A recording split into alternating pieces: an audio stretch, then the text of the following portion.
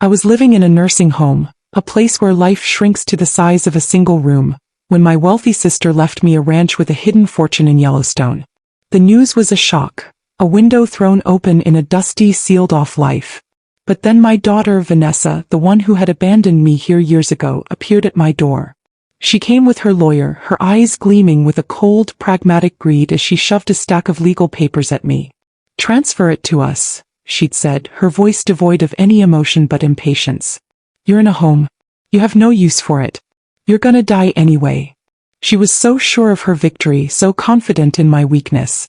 Then the door to my small room opened and my lawyer, my sister's lawyer, a man who held the full weight of a multi-million-dollar estate behind him, walked into the room. "Before I begin, I just want to say thank you for taking the time to hear my story. If you're comfortable, let me know where you're listening from and what time it is where you are. My name is Beatrice Monroe. For 40 years I was a professor of geology. I taught my students to see the stories hidden in stone, to understand the immense, slow power of time and pressure. This is the story of how I used that knowledge to reclaim my own life from a daughter who saw me as nothing more than a fossil." The room was a beige box, a study in the quiet, antiseptic art of dying. The walls were a pale, non-committal shade of eggshell. The floor was a durable, easy-to-clean linoleum. The single window looked out onto a small, meticulously manicured patch of lawn, a square of green that was as contained and as lifeless as the room itself. This was my world now. A bed, a chair, a small table, and a television that was always on, its cheerful, mindless chatter a constant and mostly failing defense against the crushing weight of the silence. My daughter, Vanessa, sat in the visitor's chair, a slash of vibrant, expensive color in my muted, monochrome world. She was wearing a cream-colored silk blouse that probably cost more than my entire monthly budget for this place. Her handbag, a brand I recognized from the glossy magazines I sometimes read, sat on the floor beside her like a well-trained, exotic pet. Beside her sat her lawyer, a young man named Davies with a slick, confident smile and the hungry, predatory eyes of a shark that has just scented a particularly weak and wounded fish. They had arrived 10 minutes ago, an invading army of two, their presence filling my small room with an alien energy of ambition and greed. And now they were laying out the terms of my surrender. "It's a simple transfer of title, Mother," Vanessa said, her voice a carefully modulated symphony of reasonableness and condescension. She pushed a thick sheaf of legal documents across my small bedside table, the papers sliding to a stop next to a half-empty glass of water and my daily allotment of pills. "It's the most logical, most practical solution for everyone." He was talking about the ranch. My sister Josephine's ranch. The sprawling, wild, and beautiful piece of Yellowstone she had left me in her will just a week ago. A gift that had been a shocking, life-altering bolt of lightning in the quiet, gray sky of my life. "You're in a facility," Vanessa continued, her tone that of a patient adult explaining a simple, obvious truth to a difficult child. "You can't manage a property of that size. The taxes, the upkeep, the liability, it's a burden. A significant burden. Derek and I are prepared to take that burden off your hands. We will manage it for you. We will ensure that it is properly taken care of." Her lawyer, Davies, chimed in, his voice a smooth, reassuring purr that made the hairs on the back of my neck stand up. "It's a very generous offer, Mrs. Monroe. Your daughter is simply trying to protect you, to simplify your life. This document just gives her the power of attorney to manage the asset on your behalf. It's the smart thing to do." I stared at them, my mind a slow, foggy, and deeply, deeply tired thing. The grief for my sister was still a raw, open wound. The shock of the inheritance had not yet settled. And now this assault, this quiet, legalistic, and deeply, deeply cruel invasion. "I need some time to think," I whispered, my voice a rusty and used thing. Vanessa let out a long, impatient sigh, a sound I knew so well, a sound that had been the soundtrack to the last decade of our relationship. It was the sound of her profound and constant annoyance with my very existence. "Mother, there is nothing to think about," she said, her voice losing its patient, reasonable tone and taking on a sharp, brittle edge. "Let's be realistic here. You are 75 years old. You are in a nursing home. Your health is delicate. You are not going to be riding horses and wrangling cattle in Yellowstone. This is a piece of paper that represents an asset you cannot use. An asset that, frankly, will be ours in a few years anyway." And then came the final, brutal, and unforgivably honest blow. She leaned forward, her eyes so like my own in shape but so utterly devoid of any warmth, any empathy, any love, locking onto mine. "Transfer it to us," she said, her voice a flat, pragmatic and utterly soulless command. "It's the logical thing to do. You're gonna die anyway." The words, the casual, dismissive and breathtakingly cruel finality of them, hung in the air, a poison that was both tasteless and instantly lethal. She was not just talking about a piece of property. She was talking about my life. My life, which she had just reduced to a minor and soon-to-be-resolved logistical inconvenience. I was a dying woman, a temporary placeholder, a stubborn, sentimental obstacle standing in the way of her inheritance. I looked at her, my daughter, the child I had raised, the woman I had loved, and I saw a stranger. A cold, hard, and deeply, deeply ugly stranger. And in that moment something inside me, something that had been dormant for years, something that I thought had died in the quiet, beige loneliness of this room, began to stir. It was a flicker of the old me, the woman I had been before I was a widow, before I was a patient, before I was a burden. It was the flicker of the professor, the scientist, the woman who did not accept the surface of things, but who always dug deeper. And as I stared into the cold, hard and deeply, deeply foolish eyes of my own daughter, I knew that this was not the end of my story. It was the beginning of a lesson.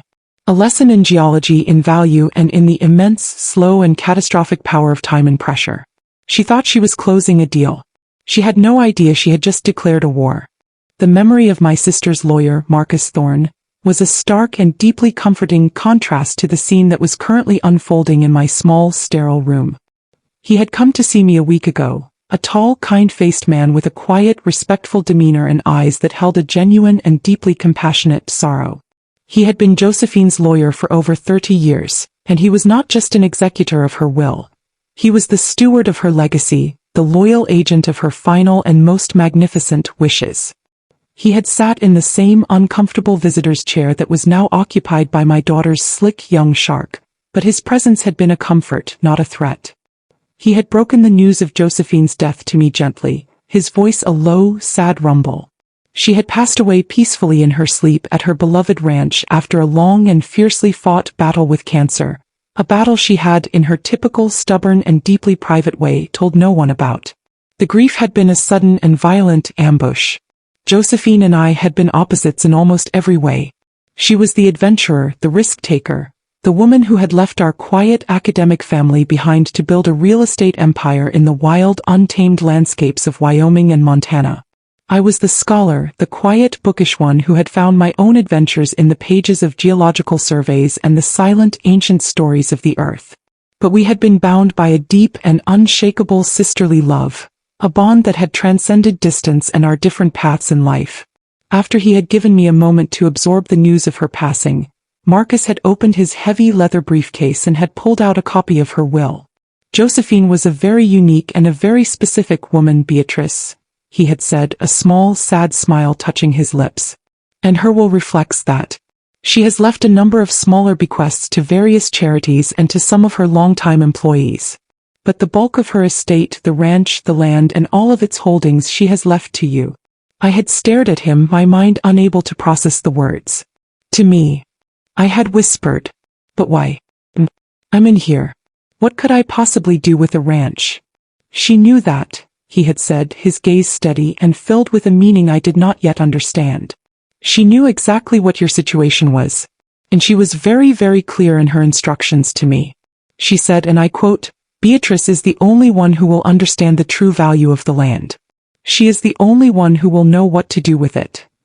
He had paused then, letting his words hang in the air. "She also said," he continued, his voice dropping to a low, conspiratorial murmur, "that she expected her niece, your daughter Vanessa, to show up and cause trouble. She was very specific about her lack of trust in Vanessa's character." He had then explained the details of the estate. It was a multi-million-dollar inheritance, a fortune so vast, so beyond the scope of my own small and now deeply diminished life, that it seemed like a fantasy. He had told me not to worry about a thing, that he and his firm would handle all of the legal and financial details, that his only job was to execute Josephine's wishes and to protect me and my new assets from any and all challenges. He had left me that day in a state of profound and deeply conflicted shock. I was reeling from the grief of my sister's death, and at the same time, I was trying to process the impossible, life-altering reality of her final gift. The ranch, the money, it had all seemed like a dream, a strange and beautiful and deeply, deeply sad fairy tale. Now, sitting in my beige box of a room with my daughter and her lawyer pressing in on me, the fairy tale was over, and the grim, ugly reality of my own family's dysfunction had taken its place. Vanessa's words, her cold, pragmatic and deeply, deeply cruel assessment of my life, were a brutal, jarring contrast to the memory of Marcus Thorne's quiet, respectful and deeply, deeply loyal presence. He was not just my sister's lawyer. He was my champion. He was the first member of my army, an army I had not even known I had. And as I looked at the legal documents my daughter was so impatiently shoving in my face, I knew that I was not alone in this fight. I had the full and formidable legal and financial weight of the estate of the late, great Josephine Devereaux on my side. And I knew with a sudden and deeply satisfying clarity that my daughter, in her arrogant, greedy and beautifully foolish overconfidence, had just made a very, very big mistake. The memory of my daughter's last visit, the one that had ended with her effectively abandoning me in this beige antiseptic box, was a scar on my heart that had never quite healed. It had been 3 years ago after a fall in my own home, a simple, stupid accident that had resulted in a broken hip and a long, painful and deeply frustrating recovery. Vanessa had been a whirlwind of brisk, efficient and utterly emotionless activity. She had managed my hospital stay, she had dealt with the doctors, she had handled the insurance paperwork, all with the cool, detached competence of a professional project manager. I had been so grateful at the time, so moved by what I had mistaken for her love and her concern. I had not seen it for what it was. A logistical problem she was trying to solve as quickly and as permanently as possible. The day she had brought me here to this short-term rehabilitation facility, as she had called it, she had been a vision of bright, cheerful and deeply, deeply fraudulent optimism. "It's just for a few weeks, Mom," she had said, her voice a little too loud, a little too bright, as she had helped me unpack a small, pathetic bag of my belongings. "Just until you get your strength back. They have the best physical therapists here. You'll be back on your feet and in your own home in no time." It was a lie. I knew it now. I had probably, on some deep, intuitive level, known it then. But I had been too weak, too tired, too broken to fight back. I remembered the day she had left me here. She had settled me into this very room, had fluffed the pillows on the strange, unfamiliar bed, had placed a vase of ridiculously expensive and completely scentless flowers on my bedside table. And then she had looked at her watch, a sleek, modern and very expensive piece of jewelry. "Well," she had said, her voice a wave of brisk finality, "I have to run. I have a showing in an hour. But you'll be fine. The nurses here are wonderful. And I'll call you tonight." She had not called that night. Or the next. The weeks had turned into months, the months into years. Her visits had become less and less frequent, her phone calls shorter and shorter, her excuses more and more elaborate. She was always busy, always stressed, always in the middle of a big, important deal. My life, my health, my loneliness, had become a minor and deeply inconvenient footnote in the grand, important story of her own life. The short-term rehabilitation facility had, without any formal discussion, without any acknowledgement of the lie, become my permanent home. And I had, with a slow, grinding and deeply, deeply soul-crushing resignation, accepted it. I had accepted that my daughter, my only child, had seen my age, my frailty, my need as a burden, a problem, a logistical inconvenience that she had solved by warehousing me in a clean, safe, and utterly, utterly soulless institution. Now, as she sat before me, her face a mask of impatient, greedy concern, her words a torrent of lies about wanting to manage my burden, the memory of that earlier betrayal, of that first and most profound act of abandonment, was a hot, bitter acid in the back of my throat. She was not here to help me. She was not here to protect me. She was here to finish the job. She was here to strip me of the last, final, and most valuable piece of my life, my sister's legacy, and she was doing it with the same cool, efficient, and deeply, deeply cruel detachment she had displayed when she had left me here to rot 3 years ago. But something was different now. I was different. The woman she had abandoned had been weak, broken, and grieving. The woman she was facing now was still grieving, but she was no longer weak. She was a woman who had just been handed a lifeline, a fortune, a reason to fight. And she was a woman who was just beginning to remember the formidable, intelligent, and deeply, deeply underestimated person she had been for a very long time. The spark, the one that would ignite the fire of my own long overdue rebellion, came from an unexpected and deeply satisfying place. Came from the memory of my own professional life. Came from the geologist. As Vanessa continued her relentless droning monologue about logistics and paperwork and the burden of the ranch, she made a single fatal and beautifully ignorant mistake. She scoffed, a short, brittle and deeply dismissive sound. "I mean really," she said, waving a dismissive hand as if to brush away the very idea of the place. "What are we even talking about here? A worthless pile of rocks in the middle of nowhere. The land is probably not even worth the taxes. A worthless pile of rocks." The words, meant as an insult, as a final dismissive nail in the coffin of my sister's legacy, were instead a key. A key that unlocked a door in my mind, a door to a memory that had been dormant for over 20 years. The memory was of my last visit to the ranch, a beautiful sun-drenched week in late summer 2 decades ago. Josephine and I had spent the days on horseback, riding through the vast, wild and breathtakingly beautiful landscape of her property. She had been showing me her latest acquisition, a remote and seemingly barren section of land at the far northern edge of her property. I was not just a tourist. I was a geologist. And as we had ridden, my eyes had not just been seeing the beauty of the landscape. They had been reading it. I had been seeing the story of the land, the story of its formation, the story of the immense, slow and powerful forces that had shaped it over millions of years. And I had seen something. Something unique. Something that had made the hair on the back of my neck stand up with a thrill of pure academic excitement. It was a geological formation, a specific and very rare outcropping of pegmatite, a type of igneous rock. And this particular formation was riddled with a specific and very rare mineral, spodumene. I remembered the moment clearly. I had dismounted from my horse, had taken my rock hammer from my saddlebag, and had chipped away a small piece of the rock. It was a pale, almost translucent green, and it had a beautiful, crystalline structure. "What is it, Beatrice?" Josephine had asked, her own eyes alight with a curious and deeply intelligent amusement. "It's lithium, Josie," I had whispered, my voice a reverent and deeply excited thing. "A significant deposit of it. This isn't just a pile of rocks, my dear sister. This is a treasure chest." We had laughed about it then, a shared, secret joke between two sisters who understood the world in very different but equally profound ways. The world at that time had not yet gone crazy for lithium, the mineral that would become the white gold of the 21st century, the essential ingredient in the batteries that would power everything from cell phones to electric cars. It had been a geological curiosity, a scientific marvel, a secret that the land and the two of us had shared. Now sitting in my beige box of a room, listening to my foolish, ignorant and deeply greedy daughter dismiss my sister's legacy as a worthless pile of rocks, the memory of that day, of that discovery, was not just a memory. It was a weapon. Josephine's words, the ones that Marcus Thorne had repeated to me just a week ago, now echoed in my mind with a new and brilliant clarity. Beatrice is the only one who will understand the true value of the land.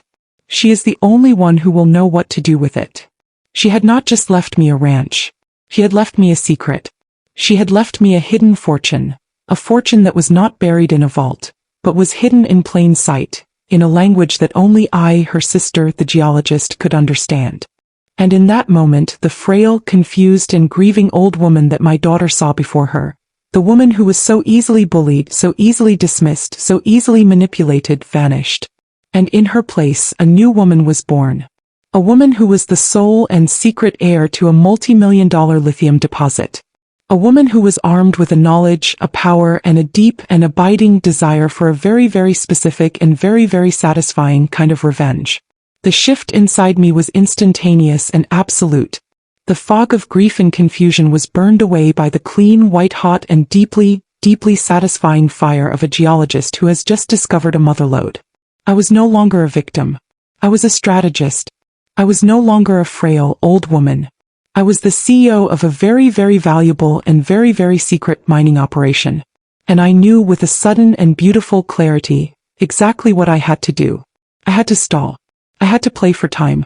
I had to keep my daughter and her pet shark in this room, spinning their wheels, until my own real and very powerful lawyer arrived. And so I began my performance. I transformed myself with a skill I did not know I possessed, into the very woman they believed me to be. A confused, slightly dotty and deeply overwhelmed old lady. I fumbled for my reading glasses, which were sitting on the bedside table in plain sight. "Oh dear," I said, my voice a quavering, fragile thing. "I can't seem to find my glasses. I can't read a thing without them." Vanessa let out a long, audible and deeply impatient sigh, and pointed to the glasses. "They're right there, Mother," she said, her voice dripping with a condescending pity. "Oh, silly me," I said, my voice a wave of airy, elderly confusion. I put them on, deliberately fumbling with the earpieces. I picked up the legal documents, my hands shaking with a carefully manufactured tremor. My, I said, squinting at the pages. "So many words. And the print is so very small." I turned to her lawyer, Davies, my expression a mask of helpless, befuddled confusion. "Young man," I said, "could you be a dear and explain this to me? In simple terms? All this legal jargon just goes right over my head." Davies, who was clearly a man who enjoyed the sound of his own voice, puffed out his chest and launched into a long and deeply patronizing explanation of the document. He used small words, he spoke slowly as if to a child, and he was so lost in his own performance of brilliant legal condescension that he had no idea he was being played. I would let him speak for a few minutes and then I would interrupt, my voice a quavering, apologetic whisper. "I'm so sorry to interrupt, dear," I'd say, "but what was that word you used? Tortious interference? It sounds so complicated." And he would start all over again, his patience wearing thinner and thinner, his smile becoming more and more strained. Vanessa was practically vibrating with a frustrated and barely contained rage. She was a woman who was used to getting what she wanted, and she was not used to being delayed by the slow and seemingly senile meanderings of her own mother.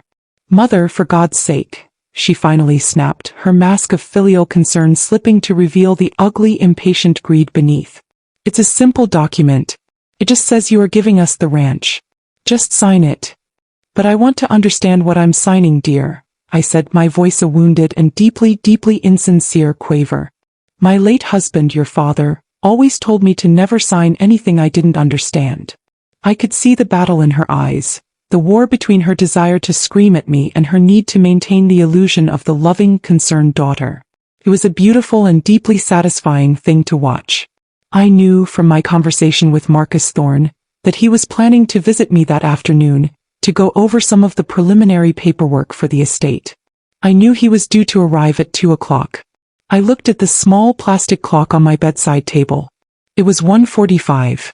I just needed to hold them for another 15 minutes. And so I deployed my final and most brilliant stalling tactic. I began to reminisce. "You know," I said, my voice a soft, wistful and deeply fraudulent murmur, "this ranch, it reminds me of your great-aunt Josephine. Such a character she was.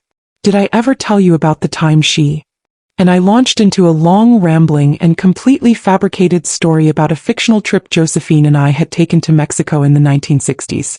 I filled it with pointless details, with long, meandering digressions, with the names of people who had never existed.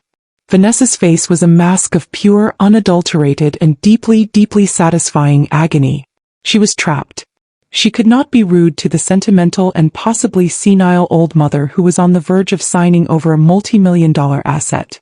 She was forced to sit there, a prisoner in my small beige room, and listen to my endless and utterly meaningless story. The clock on my bedside table ticked over to 1:55. I was in the middle of a particularly pointless and deeply detailed description of a donkey we had allegedly rented, when there was a firm, sharp and deeply authoritative knock on the door. Vanessa and her lawyer both jumped, their nerves clearly frayed to the breaking point. "Come in," I said, my voice a sweet and deeply triumphant coo. And the door opened. And my cavalry, in the form of a tall, impeccably dressed and deeply formidable lawyer, arrived. The entrance of Marcus Thorne into my small beige room was a moment of pure and deeply satisfying theatricality. He was not just a lawyer, he was a presence. He was a tall, broad-shouldered man in his mid-50s, dressed in a custom-tailored suit that probably cost more than my daughter's car. He carried a heavy and very expensive leather briefcase, and he radiated an aura of quiet, unshakable and deeply intimidating power. He walked into the room and the entire emotional atmosphere shifted. The space, which had been a claustrophobic, high-pressure battleground, suddenly became his courtroom. And he was the judge. He nodded politely to me, a small, respectful smile touching his lips. "Beatrice," he said, his voice a low, calm and deeply authoritative rumble. "I hope I'm not interrupting." "Not at all, Marcus," I said, my own voice now shedding its frail, quavering disguise and taking on a new and unfamiliar strength. "In fact, you're just in time. My daughter, Vanessa, and her lawyer, Mr. Davies, were just helping me to understand a legal document." Marcus Thorne turned his gaze, which was as cool, as analytical, and as deeply unimpressed as any I have ever seen, first to the slick young shark Davies and then to my daughter, Vanessa. He did not smile. He did not offer his hand. He simply, and with a quiet and deeply, deeply dismissive air, took their measure. Davies, who was clearly a man who understood the subtle and not-so-subtle hierarchies of the legal world, immediately began to squirm.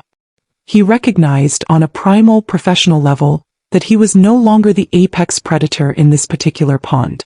He was a guppy, and he had just swum into the path of a very large and very, very hungry great white.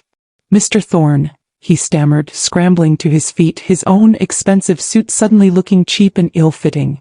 What a surprise. I wasn't aware that Mrs. Monroe had retained counsel." "I am not Mrs. Monroe's counsel," Marcus Thorne said, his voice a quiet and deeply, deeply cutting correction. "I am the lead counsel for and the sole executor of the multi-million-dollar estate of the late Josephine Devereaux. And as such, I am the legal protector of that estate's primary beneficiary, Mrs. Beatrice Monroe." "And who, may I ask, are you?" The question, the simple and deeply, deeply dismissive, "Who are you?" was a work of art.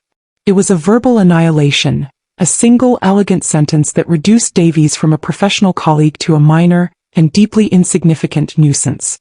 Davies's face, which had been a mask of slick, confident condescension, was now a pale, sweating and deeply, deeply panicked mess. Marcus Thorne then turned his cool, analytical gaze to my daughter. Vanessa, who was not as well versed in the subtle, brutal rituals of the legal world, tried to brazen it out. "I am her daughter," she said, her voice a little too loud, a little too brittle. "And we are just trying to help my mother manage her affairs. She has just inherited a significant and very burdensome asset, and we are trying to ease that burden for her." Marcus Thorne allowed a small, cold and deeply, deeply humorless smile to touch his lips. "I see," he said, his voice a low, dangerous purr. "And you are doing this by having her sign a document while she is a resident in a state-funded nursing facility, a document that transfers that multi-million-dollar asset to you for the sum of $1? He glanced at the papers on my bedside table, his eyes missing nothing. "And you are doing this without her having the benefit of independent legal counsel? Tell me, Mr. Davies," he said, turning his gaze back to the sweating, terrified young lawyer. "What is the legal term for that particular course of action? I believe the words felony elder abuse and coercive control come to mind. And I can assure you the district attorney's office takes a very, very dim view of such things, especially when they are perpetrated against the beneficiary of a very, very large and very, very high-profile estate." The threat, the quiet, professional, and deeply, deeply real threat hung in the air, a guillotine that had just been released. The game was over. The trap had been sprung. And my daughter and her pet shark were now officially and irrevocably caught. The retreat was a rout. It was a quiet and deeply, deeply satisfying spectacle of a complete and total moral and legal collapse. Vanessa's face, which had been a mask of arrogant, greedy confidence, was now a pale, chalky and deeply, deeply unattractive shade of white. Her lawyer, Davies, looked as if he were about to be physically ill. He was a young, ambitious man who had clearly seen this as an easy and very lucrative payday. He had not, in his wildest, most hubristic dreams, imagined that he would be walking into a legal buzzsaw, a man who could and clearly would end his entire fledgling career with a single well-placed phone call to the State Bar Association. "I think," Davies stammered, his voice a strangled, desperate squeak as he frantically began to gather his papers from my bedside table, "that there has been a misunderstanding. We were simply exploring options. We would never, of course, have allowed Mrs. Monroe to sign anything without a full and proper legal review. It was a lie, of course, a pathetic and deeply transparent attempt to rewrite the history of the last hour. But it was the only move he had left." Marcus Thorne just stood there, A silent and deeply unimpressed statue of legal authority, and he let him squirm. "My client, your mother," Marcus said, his voice now a quiet and deeply dismissive command directed at Vanessa, "is a brilliant and very capable woman. She is also now a very wealthy woman. And she is, as of this moment, under my full and complete legal protection. Any and all future communication with your mother will go through my office. Any attempt to contact her directly to harass her or to intimidate her will be met with the swiftest and most severe legal response imaginable. Do I make myself clear?" Vanessa, who had been rendered completely and beautifully speechless, could only manage a small, jerky and deeply terrified nod. "Good," Marcus said, his voice a final and deeply dismissive full stop. He then turned to me, his entire demeanor softening, the legal warrior replaced by the kind, respectful and deeply loyal friend. "Now, Beatrice," he said, his voice a warm, gentle rumble. "If these people are finished, I believe you and I have some very exciting and very profitable business to discuss." And with that he simply turned his back on them, a gesture of such profound and deeply satisfying dismissal that it was a work of art. He pulled the now vacant visitor's chair up to my bedside, opened his own much more impressive leather briefcase, and began to lay out the preliminary paperwork for the geological survey of my new and very valuable ranch. Vanessa and her lawyer, now completely and utterly vanquished, simply and quietly slithered out of the room, their grand and deeply foolish invasion having ended in a complete and total and deeply humiliating surrender. The war was over. And I had, without having to raise my voice, without having to sign a single piece of paper, without having to do anything but remember the formidable woman I had always been, won. In the quiet and deeply satisfying aftermath of the rout, a new and unfamiliar energy began to fill my small beige room. It was the energy of purpose, of possibility, of a future that had, just an hour ago, seemed like a closed and very short book. With Marcus Thorne at my side, I was no longer a patient in a nursing home. I was a CEO, the head of a new and very exciting enterprise. I laid out my theory, my 20-year-old memory of the spodumene deposits, my geologist's hunch that my sister's worthless pile of rocks was in fact a treasure chest. Marcus listened, his expression a mixture of a lawyer's professional skepticism and a deep and abiding respect for the woman his client, my sister, had so clearly and so completely trusted. "If you are right about this, Beatrice," he said, his voice a low and deeply impressed murmur, "then this is not just a multi-million-dollar estate.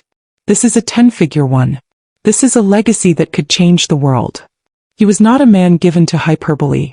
And his words, the quiet and deeply real possibility of them, sent a thrill of pure, unadulterated excitement through me, a feeling I had not experienced in years. He immediately went to work. From my small beige room, using his cell phone and his laptop, he began to assemble a team. He made calls to the top geological survey firms in the country, to mining law experts, to commodities brokers. He was a master of his craft, a conductor, bringing together a symphony of expertise and power, all in the service of my and my sister's legacy. The plan was set in motion. A team of geologists would be on the ground at the ranch within a week, their mission to confirm and to quantify the extent of the lithium deposits. The wheels of a massive and very profitable new enterprise were beginning to turn. But there was one small and deeply satisfying piece of unfinished business to attend to. A week after the disastrous and deeply humiliating meeting in my room, a letter arrived at Marcus Thorne's office. It was from my daughter's lawyer, Davies. It was a pathetic and deeply arrogant attempt to salvage something from the wreckage of their failed coup.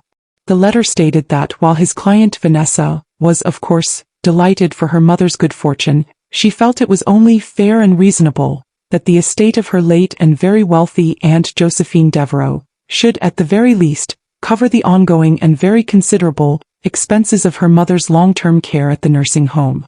Marcus read the letter to me over the phone, his voice a low and deeply amused growl. "The audacity," he said, a note of genuine and deeply appreciative wonder in his voice. "It's almost impressive." "Indeed it is," I said, a slow and deeply satisfying smile spreading across my face. "And I have the perfect response." I instructed Marcus to write back to agree wholeheartedly with their request. His reply was a masterpiece of legal and psychological warfare. It stated that, yes, of course, the estate of a wealthy woman like Josephine Devereaux should not be expected to allow her beloved sister to remain in a state-funded facility. And that, yes, of course, the financial responsibility for a parent's care should, legally and morally, fall to their next of kin. And therefore the letter concluded on my instruction he was, as of that day, formally transferring the full and complete financial responsibility for all of my past, present, and future nursing home bills, directly to my only living child and legal next of kin, Vanessa Monroe Scott. The letter included a fully itemized and very, very large invoice for the last 3 years of my care, an invoice that was now legally and formally her responsibility. It was a beautiful and deeply, deeply satisfying checkmate. She had tried to get my sister's estate to pay my bills, and she had ended up, with her own greedy and beautifully, beautifully foolish hands, taking on that debt herself. It was the first and most perfect act of my new and very, very satisfying revenge. The months that followed were a whirlwind of activity, a thrilling and deeply, deeply satisfying renaissance. The geological surveys came back and they were even better than I had dreamed. The lithium deposit was not just significant. It was one of the largest and purest untapped sources in North America. The news sent a shockwave through the commodities market, and the offers began to pour in. I, Beatrice Monroe, the forgotten 75-year-old woman in a state-funded nursing home, was suddenly one of the most powerful and most sought-after players in the global energy market. The irony was so profound, so beautiful, so deeply, deeply satisfying, that it made me laugh out loud. We were, of course, inundated with offers from mining companies, from tech giants, from international investment firms. But I, with the quiet and deeply, deeply firm guidance of my own long-dormant geological and ethical principles, chose a different path. I did not sell the mineral rights to the highest bidder. I chose to partner with a new and innovative green energy company, a company that was committed to sustainable and environmentally responsible mining practices. It was a deal that was not just profitable but principled. It was a deal I knew that my sister Josephine would have been proud of. The deal made me a woman of almost unimaginable wealth. But more than that, it gave me a purpose. It gave me a new and very exciting chapter in the story of my life. Meanwhile, my daughter Vanessa was having a very, very different kind of experience. The nursing home bills, which were now legally and irrevocably her responsibility, were a crushing and deeply, deeply humiliating debt. She was being hounded by collection agencies. Her credit score was in ruins. Her own fragile and deeply, deeply fraudulent lifestyle was collapsing under the weight of her own greedy and beautifully, beautifully foolish mistake. And so, inevitably, she came crawling back. She appeared not at the nursing home but at the downtown offices of Marcus Thorne, begging for a meeting, for a handout, for a scrap from the table of the massive and very, very public fortune I now controlled. I agreed to see her not in person but through a formal and deeply, deeply satisfying legal negotiation. I made her an offer, a final and non-negotiable deal. I would, through an anonymous third-party trust, settle her outstanding debt with the nursing home. I would wipe the slate clean. And in return she would sign a legally binding and deeply, deeply permanent document. A document in which she relinquished any and all present and future claims to my estate, to my fortune, to my life. A document in which she agreed to never, ever contact me again. It was a brutal and deeply, deeply satisfying choice. She could have her financial freedom, but the price was her mother. She could be free of her debt, but she would, in the process, be free of me forever. She signed the papers. Of course she did. She was her mother's daughter in one small and deeply, deeply tragic way. She was a pragmatist. And the pragmatic and deeply, deeply soulless choice was to take the money and run. The story ends not in a nursing home, not in a lawyer's office, but in a place of light, of air, of a vast and beautiful and deeply, deeply satisfying view. I had, with a small fraction of my new fortune, moved out of the beige box that had been my prison, and into a luxurious, private and deeply, deeply beautiful assisted living villa, nestled in the foothills of the very mountains I had spent my life studying. My new home had a wide, sun-drenched patio, a place where I could sit with a cup of tea and a geology journal, and look out at the ancient, silent, and deeply, deeply wise story of the earth. I was not just a wealthy woman. I was a philanthropist.